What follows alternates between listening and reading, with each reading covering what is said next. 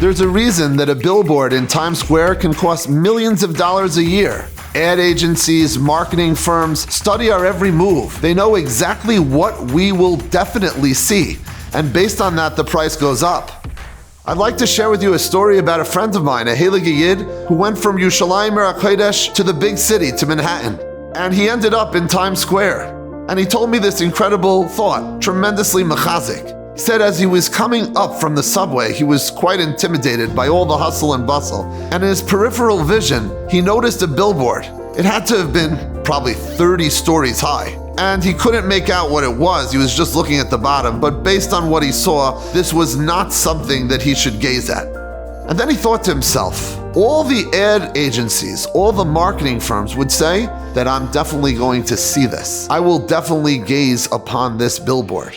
I am going to prove them wrong because they've studied everything. They've studied every mortal man, but they've never studied the Nishmas Yisrael, the Heilige Neshama of a Yid from Klal Yisrael.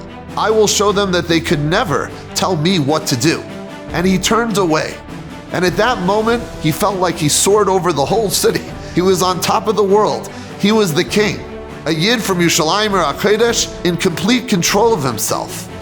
The Rambam writes in Hilchos Tshuva that many are under the impression that we don't have free will at all. We're all creatures of impulse and instincts. That's what they study in these ad agencies and marketing firms. And he says that's a terrible mistake. It's a tragic error to think that way.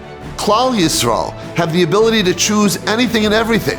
We have the ability to be tzaddikim k'Moshe Rabbeinu mamish, like Moshe Rabbeinu. That's our koyach. Chazal tell us about Yosef HaTzadik, v'Yosef haya b'Mitzrayim. Rashi says in Shmos, we need to know that Yosef was in Mitzrayim? Of course he was. It's to teach us that Yosef was in Mitzrayim, and that same Yosef, who was a shepherd in his father's house, in a sheltered environment, like our Heilige Yid, Yerushalayim HaKodesh. When he got to Mitzrayim and even became a king, he remained the same level of tzaddik. Yosef wasn't told what to do. He told them what he's going to do.